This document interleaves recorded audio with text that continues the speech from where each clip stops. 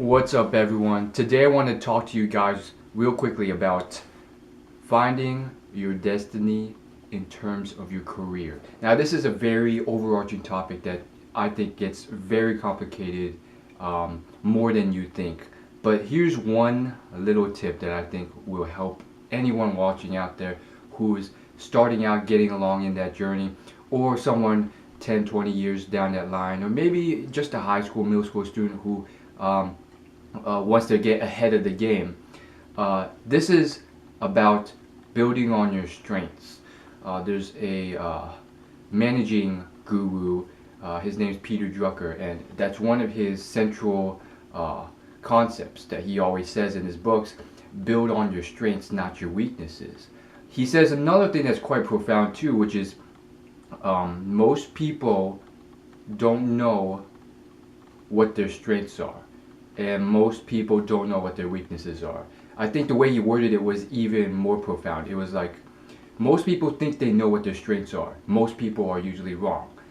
Most people think they know what their weaknesses are. Most people are usually wrong. And this is very, very important. Just look at Michael Jordan as an example. He was someone who had a great talent for basketball. He had enormous strength and talent in that field. Um, but he also loved baseball. Uh, I was told that when he grew up, he wanted to play baseball, but his dad pushed him to play basketball. And he loved baseball so much that later on, after his professional career in basketball, he, I think through connections, managed to get into the Major League Baseball scene, and he did horrible. In fact, his big movie that everyone knows about, uh, Space Jam, where the Looney Tunes and Michael Jordan uh, played this little basketball game, and they beat the monsters, the aliens that came in. That whole movie actually, towards the beginning, played off Michael Jordan's failure in baseball. It's pretty cool that he didn't take himself too seriously, that he couldn't make a joke about himself. And there's that scene in the movie where he's just striking out constantly, and then the pitcher is literally just saying like, man, he just complimenting him on all the great moves he did when he was in the NBA. Man, that time where you did that slam dunk, ridiculous. And then he was literally telling Michael Jordan what the pitcher was going to do, which was contrary to what he's supposed to do because he's on the opposite team, but he did it anyways. And then afterwards, he's like, man, can I get your autograph? And I think that's a great example of building on your strengths rather than your weaknesses. Michael Jordan, his strengths were in basketball, but sometimes your interests and your passions do not align up. And unfortunately, the world is a very competitive place with 7 billion people growing, and limited resources, and tons and tons of people competing in a specific industry. Um, and because of that, you can't just push out any product. You can't just push out anything on YouTube or anything on any platform and expect to be the top in your field. And that's because most of your competition is working really hard to beat you. Now, what I'm saying here also is that you have to make sure sometimes that your strengths have to take priority over what you think you would love to do, or what you think you are very good at. Just take it, all the people who audition for uh, singing competitions. American Idol is a great example. Um, they're the one of the only series that shows auditions of very, very bad singers. And you see these people, and I do think it really represents what a lot of people are like. They think they know what they're good at, and they're wrong.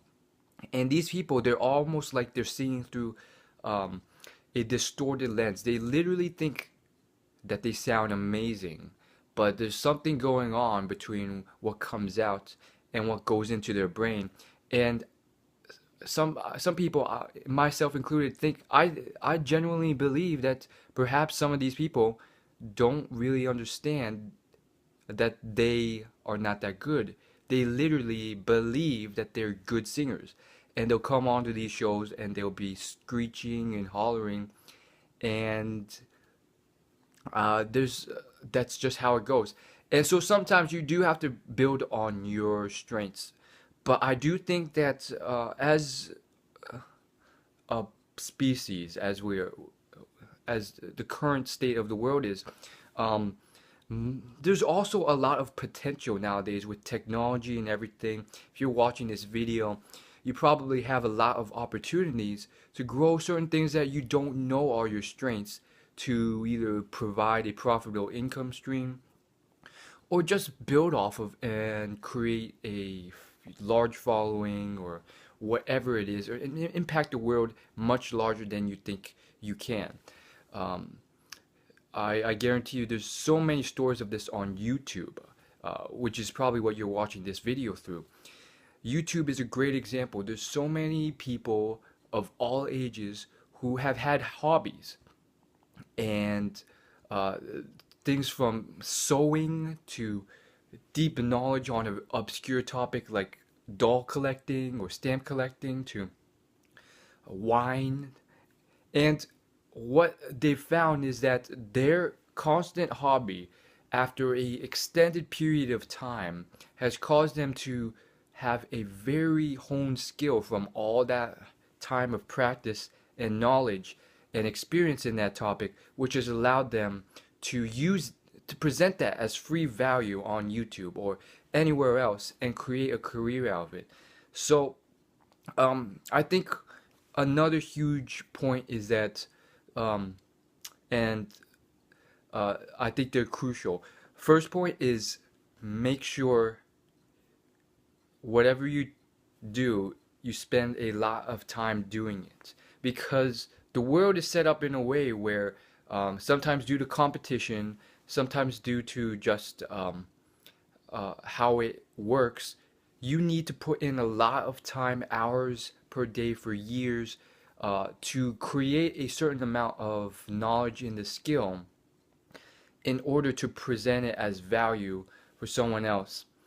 And one of the most beneficial ways of doing that is uh, something that you enjoy so much that it doesn't really require any work, as far as you are concerned, because you love it so much that it's not work. And that's obviously one of the most optimal ways you can get somewhere.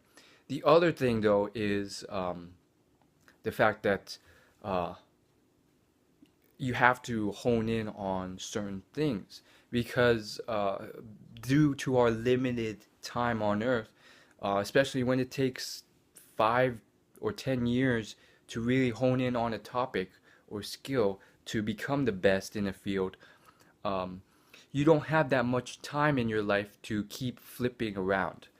And I think let me just straighten this out, because again, the devil is in the details as well.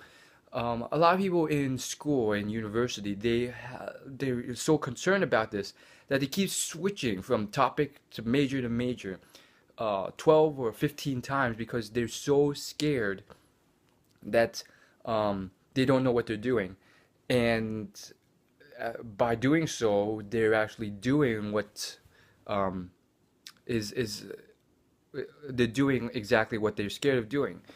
But I do think it gets more complicated than that, because there's people out there who haven't figured out what they do until, or what they love as occupation, until their 50s, because um, uh, it's a similar pathway where they start out as uh, an architect, and they're paid as architect, but they don't like it because it's too artistic and they want something more mathematical, so they switch to something like architectural accounting, and then they switch from there to uh, some sort of graphic design because they realize that it's too mathematical, and finally after many years they hit their what they want to do. So if you're one of those people, don't give up hope ever. Then there's that thing where you could potentially one day find that thing, but there's no way you could ever find it right now because that thing is so differentiated or just so detailed or it's so obscure or you need uh, it's one of those jobs like apparently most jobs that are available where you it's one of those jobs where you can't get a you're not going to hear about it just in the public because it's something that fills quickly. You only get it from uh, people already working in the company, uh, and it's one of those jobs that's just very detailed and distinct, like talk show host, coordinator slash media representative, something like that, or social media specialist in the newspaper department of this uh, magazine industry, something like that. And so, for you to stumble across that, it may not happen for a long time. Um, but I do think though that the best thing for people to do is build off their strengths and build off their talents. So what they are naturally um, good at and exceptionally good at, and what people, I guess, uh, compliment them on. And sometimes this doesn't pop up. You can be one of those people who, uh, like their gift or something is something like a head of a corporation or something very distinct, and they never get that opportunity to fall into that field until later in life, where they're starting a company. It could be something like garbage disposal company. There's actually a billionaire who uh, made $1 billion from garbage disposal. Um, but I do think that for the people who are starting off and they do have a very special talent, that's what they should focus on. Those are people who are sometimes very lucky to be able to achieve that. But I do think one of the best ways to identify this is something like YouTube. So you see these young children who are 8 years old, 10 years old, and you can just tell that they've already decided what they want to do for the rest of their lives, and they should, and they've decided properly because they'll have these videos up, and it's something like I just saw a YouTube channel where there's a dancer, and she had like 200,000 subscribers, and all her videos, and she was only like 8 years old, maybe 10 or 12, I can't remember. All her videos were just choreography, and they were getting hundreds of thousands of views and tons of upvotes. So you could tell she had something that was, I think this is key, affirmed by the public that she is unique and special and talented in that field. And therefore, through that strength, you can build. Um, and again, there's devil in details because at the same time, there's you don't want to confuse being affirmed for your strengths with um, choosing to do something and then um, being discouraged by your friends and family, because there's also examples of people who start companies or start in a new venture, like Donald Trump when he started when he got into his first TV show, The Apprentice. Uh, they were told by their friends and family and everyone that this is a failure. There's no potential way it's going to make it. There's plenty of risk involved. There's nothing that will ever happen. And they succeeded. Now, they may be the one in 1,000 people who did that, who managed to succeed, while the 999 others did the same thing and failed.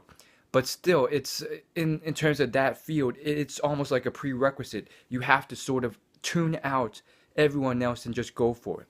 So, in terms of that decision making, it's different. But in terms of figuring out what your talents and strengths are, sometimes it's better to do something where you expose it to a vast audience.